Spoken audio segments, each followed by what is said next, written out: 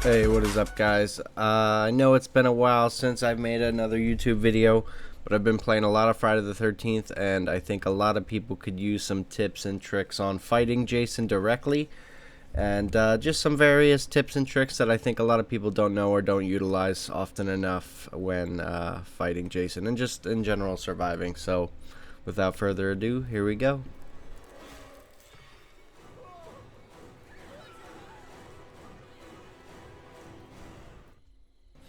Okay, so starting out, this may come obvious to some, but you're going to want to dart to the first house you see, and you're going to want to look for some kind of stun weapon, whether it be the baseball bat, the pipe wrench, or the pipe.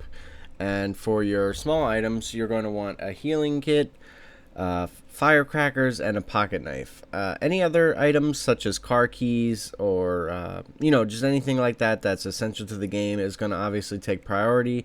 And if you happen to spawn at the car or the phone box, if you find the fuse, you're going to want to install that as soon as possible. Unless Jason shows up, which usually a smart Jason will show up at the phones first, so you may want to wait on that. Leave the fuse by the phone box so somebody else can take care of it, especially if you don't have high repair. Same thing goes for the car. Now in this match, I was lucky enough to find the car keys right in front of the car, and I had just found the battery shortly before I found the car keys. So what I'm going to do here is I'm going to drop the keys right next to the car, so in case I die, somebody else can find the keys. Now that doesn't always work, especially if you're in a lobby with a bunch of random players, because they'll end up leaving your ass, and that'll be it. So if you want to ensure your seat, if you're playing with a bunch of random players, you're going to want to hold on to those keys or hide them in the general location of the car keys. And if you have a radio, tell them where they're at just before you die. But if you're playing with a bunch of friends, you can easily leave them right by the car door, and someone else can go ahead and grab it when they get the gas in and all the other parts in. Now remember when I said that they'll leave your ass in the dust? Well, I wasn't kidding, because as I start to walk this way, I stop to check my map real quick, and I happen to notice the car moving on the map. Now, if I weren't in this area, if I had traveled farther, or they would have done the car a little bit later, now they would have left me. I would have not had an escape. I did most of the work. I found the car keys, I put in the battery, and all they did was put in the gas, and they had a free ride to get away. Luckily enough, I was there to see them on the map getting away. So, like I said, if you're in a random lobby, you may or may not want to leave the car keys by the car, because somebody will take it and they will leave, and that'll be it, and they'll leave your ass behind. But another reason why you don't want to leave the car keys is because, as you can see here, this guy can't drive for shit. Jason's not even around, and he crashes into a fence. So if you're not a good driver, give somebody else the keys. If you are a good driver, hang on to those keys for dear life, because somebody will get your ass killed. Luckily, this Jason wasn't very good, and we were able to get away. Now, the only reason we were able to get away, in a moment you'll see I get out of this car, and I go and give Jason a little bit of trouble. And here's a quick combat tip. When Jason is chasing you, which you'll see in a moment, you want to be really random and sporadic. And I'll tell you this right now, do not use combat stance. Combat stance right now is absolute trash. It's garbage, it's awful, there's no point in using it. Jason could just easily grab you, and that'll be it. Dodge is so slow, there's no iframes to it. Just don't use it. Just practice doing 180s and smacking Jason in the face. The only thing combat stance is good for is if you really want to buy some time and Jason is willing to actually fight you, or if you're having a little fight club with other teammates. That's fun sometimes. But if you're gonna fight Jason, don't use combat stance. Just back up. Like I said before, this dude could not drive. Jason easily gets in front of us again, which he shouldn't have been able to, and stops the car. So I have to get out and go save this dude again. Now, another quick combat tip is when Jason grabs somebody, you have a 2-second window from where you cannot hit Jason. So make sure you wait at least a second or 2 seconds obviously, to hit Jason, or else he's not going to get stunned, he's not going to drop the person, he's just going to instantly kill that person. But finally, I get in the driver's seat, the dude gets in the car, and we get out alive. Moving on to another quick tip. Don't trap behind the door. 9 out of 10 times Jason will just walk his ass right around that and you'll be left alone. Instead, open the door, place the trap in the middle of the door frame, shut the door, and you can barricade it. This way, Jason will have no chance to get around it. Now, I'm just trying to cover all my bases for the new players and even for some of the experienced players. If you happen to spawn at the lodges at Pacanac or at Higgins, you know that Jason will come here first. As you can see, I've only been here for about 5 seconds and Jason has already teleported here. Now, I don't believe the phones are here this match, but the car is. But this house is usually where the most people spawn, or the easiest people to kill will spawn. So, when you get here, you're either going to want to run if you don't want to deal with Jason, or you want to loot this place as absolutely fast as possible, because even if a smart Jason doesn't come here first and he goes to the phones, which he should, he will most likely be coming here second, because there's a lot to search and there's a lot of items here that Jason does not want you to get, and it's really easy for Jason to kill people here. So if you spawn here and you want to deal with Jason, sure, stay here. But if not, you're going to want to head to the nearest next building, and just stay away from Jason. Now right here I created a little bit of distance from Jason so I can get a free swing on him. Now I was like a millisecond too late on that, but luckily I just picked up that pocket knife, or for sure I would have been instantly killed. Now this person was pretty dumb, and I'll tell you why right now. You cannot stun Jason with another stun for at least 5 seconds after he is already stunned, and that includes melee weapons, guns, flares, pocket knives, any kind of stun that stuns Jason. He cannot be stunned for 5 seconds. So that person, first of all, nearly almost killed me because she shot while I was right in front of her. Luckily I sidestepped it, and second of all, she shot before he was even finished his animation of pulling out the pocket knife. So there's a tip for you. If you're trying to stun Jason, instead of standing there waiting for him to get out of his first stun location so you can try to chain stun him, don't do that. Run away, make distance, hide behind a wall, and surprise attack him. And another tip for the gun, which I don't have a clip for you, but I'll tell you right now. When you pull the gun, he's going to try to zigzag you.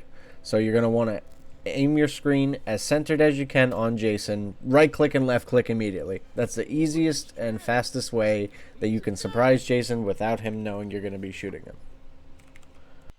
But another thing I like to do with the shotgun is, if you're low on stamina and you know Jason's gonna be zigzagging, because they always do, they will always zigzag and try to avoid you, especially if their shift is down, you can regain stamina by simply pointing the gun at him. He won't engage you, he won't walk forward towards you, he'll usually just zigzag around looking all stupid while you pretend to be about to shoot him. That way you can regain plenty of stamina, he won't touch you, and when you finally got enough stamina, create a little more distance and quick shot him. Now, my absolute favorite thing to do in this game is stun Jason after he breaks down the door. When he's breaking down the door, once his last hit is struck, he gets a small animation where there's a time frame where you can hit him, like this. And he cannot react, he can't grab you, he can't do anything about it. So you get a free swing, and you get a little more time to get away, get stamina, and get your friends, whatever you gotta do. But he can't grab you. Now, if you fuck it up, he will grab you and you will die, and that'll be it. So make sure you time it just right. You'll get better as you go. I've messed up a lot too. Don't worry about it. And just keep trying. You'll get it. Now, here's another clip where I do the same exact thing. I wait for Jason to break the door. Right when he's done breaking the door, take a swing. Easily stunned. Easy escape. And while we're at this, if you're trying to buy time for your teammates, here's an easy way to waste Jason's time. Basically, you're just going to play Ring Around the Rosie with him. Especially in one of these houses with all these extra doors. You got so many doors just to screw with Jason and waste all of his time. Now you see he comes this way. I shut that door and locked it over there, so I'm going to go this way. And I shut it on his face. But he's going to go back around. But instead I go to this side. I'm going to wait for him over here. Oh, he just missed me. I'm going to wait for him to open that door. And when he starts heading this way, I shut this door. Basically, you're just going to do that until he eventually breaks down all the doors. That way, you can buy as much time as you can for your teammates and for yourself to regain stamina or whatever you need to do. Now, this technique doesn't necessarily always have to be done in a doorway. It can be done at any corner or impasse. But you always want to surprise Jason. Always, always, always. You never want to fight Jason head on unless you have no other option. Because Jasons will always grab you, and they got that instant kill grab where there's no point to even smashing E because it doesn't work. So when you're fighting Jason, it's all about surprise attacks. That's it. If you wanna live, if you wanna stay alive, you gotta surprise him. That's the only way. But now I'm at the third house.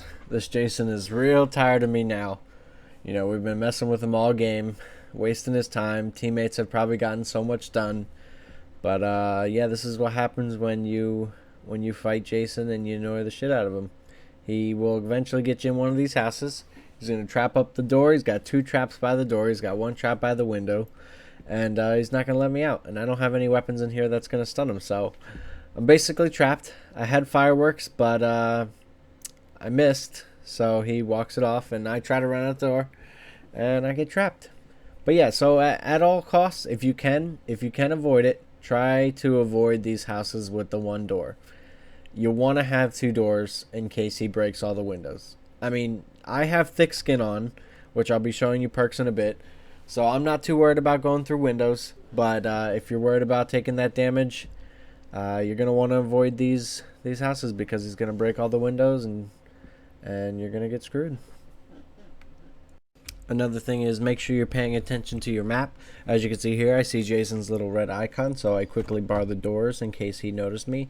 It looks like he didn't notice me. I believe he was after somebody else, but just in case, I locked these doors in case he changed his mind and came for me. And here's another example. As soon as I see his little icon disappear on the map, I know he's shifting, so I started running in circles and zigzagging. Unfortunately, this is a bad example because I got caught. Usually I don't, but he did end up grabbing me, and I did end up having to waste my pocket knife for that. But make sure you pay attention to your map because it can tell you a lot of things about where Jason is going and what he is doing at the time. Now this is what I was referring to earlier about zigzagging. As soon as I see the static, I know he's shifting, so I run in zigzags and circles, and I go to save this person, but I didn't quite get there in time. I did get the stun off, but it didn't count because it wasn't in time. So that person died, and I could have saved her if I got there a little bit sooner. So make sure you manage your time properly. Now moving on to character choice, I personally like Adam. I think he's a well-rounded character who can fight Jason while being able to get shit done. I run it with Thick-Skinned, Man-at-Arms, and Medic. Thick-Skinned allows me to take more damage, Man-at-Arms allows me to get more durability out of weapons, and Medic allows me to use Med Spray twice. Now Bugsy is great if you're just going to straight up fight Jason, and I use his perks accordingly. He's just great for fighting Jason, but he won't get anything done. Same thing with Chad. He's got a lot of luck, which means you're going to get a hell of a lot more durability out of that bat. Usually you get 1 or 2 swings out of the bat, and that'll be it, and that's not really good.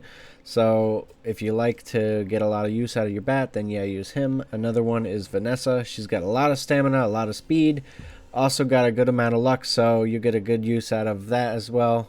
But as you can see here, we got this nice little weapon sheet that they provided us. If you go to the how to play menu in the main menu and go to counselor, flip through the pages a bit, you'll see this nice little chart. Everything in this top row is basically perfect for stunning Jason, except maybe the stick and the board and the pot. They're alright for stunning Jason. I mean, if that's all you got, use it. Absolutely. Same thing goes for the frying pan. And the axe is great, especially if you're trying to take off his mask. And when you take off his mask, you get an easier time trying to stun Jason. Same thing with the pipe wrench. I actually like the pipe wrench a lot as well. I feel like I get stuns off pretty easily with that as well. But basically, if your goal is to fight Jason and to stun Jason to buy time for your teammates and to buy time for yourself, you're basically just going to want the baseball bat, whether that be finding them in the map or getting them from perks, which there is a perk that lets you start with the baseball bat. So if you get that, save that, use it for Bugsy. I don't use it on my Adam, but use it for whatever you'd like. And yeah, so just make sure you choose your weapons wisely, because if you swing and he doesn't get stunned, he's gonna grab you and you're gonna die. So yeah, that's basically how you fight Jason, and a few other tips and tricks that I hope help you out a lot. I hope you liked the video. Go ahead and like and subscribe if you want to see more content. I definitely will be uploading more videos soon. I hope you kick Jason's ass and have a good day.